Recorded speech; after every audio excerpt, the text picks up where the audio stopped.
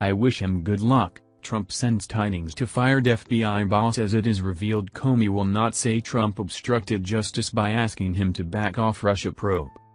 President Donald Trump wished James Comey good luck as the fired FBI director prepares to testify at a Senate hearing where he will get grilled on whether Trump pressured him to hold back the FBI's Russia investigation.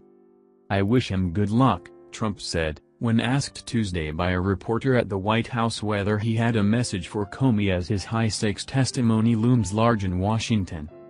Comey does not plan to testify that Trump tried to obstruct justice when the two men spoke about an investigation of a top Trump advisor, according to a new report, though his appearance holds plenty of pitfalls for a White House under siege. He is not going to Congress to make accusations about the president's intent. Instead he's there to share his concerns, a source told ABC News, which previewed Comey's thinking ahead of Thursday's blockbuster Senate Intelligence Committee hearing. Instead, Comey will speak about what made him uneasy in his conversations with Trump during the early days of the administration.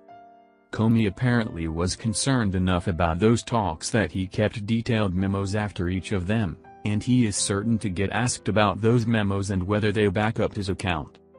During one such meeting, the president reportedly told him, "I hope you can see your way clear to letting this go, to letting Flynn go," and vouched that Flynn was a good guy. That was a reference to an ongoing FBI investigation into now-fired National Security Advisor Mike Flynn, who is being probed for his Russia contacts. Flynn just turned over hundreds of pages of documents to the Senate panel in connection with its probe. The New York Times reported on the encounter, based on the Comey memos. The former top law enforcement officer has already demonstrated a willingness to share how national pressures felt in his gut, telling a congressional panel it made him feel mildly nauseous to think his decisions in the Clinton investigation might have impacted the presidential election. Comey does appear prepared to contradict Trump's claim, stated in writing in the letter where he fired Comey, that the director had assured him he wasn't personally under investigation.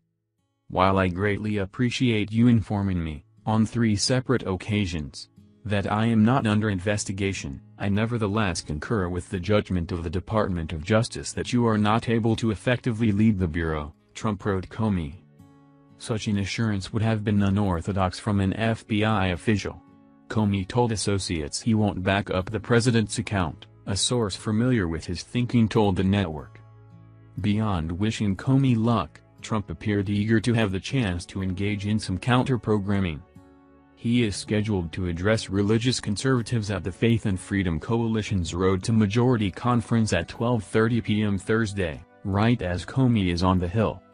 Comey's testimony before the Senate Intelligence Committee is shaping up to be a major national TV event, with all 3 major broadcast networks planning to break into regular programming and cable set to provide wall-to-wall coverage.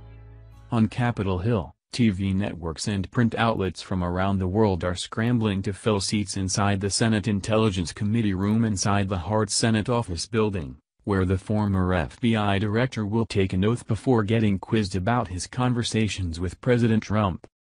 The event is already being compared to other TV events that rocked Washington, from Anita Hill's testimony during the Clarence Thomas confirmation hearings to Bill Clinton's impeachment and the Iran-Contra hearings. TV networks are tossing out their daytime schedules. Fox News will refrain from commercials while sensational charges of Russian election interference get a major public hearing before a national audience. Getting the boot will be morning programs including Rachel Ray on ABC, Let's Make a Deal on CBS, and normal Today Show programming. The View, and The Price is Right are also certain to get bumped during rounds of questioning that follow initial public statements from panel chairs and the high-profile witness. Laura Lytle, director of the Senate Daily Press Gallery, has compared the interest to the build-up to the Bill Clinton impeachment trial, when the fate of the president and the Monica Lewinsky scandal transfixed the nation. On ABC, George Stephanopoulos anchors the network's coverage on Thursday.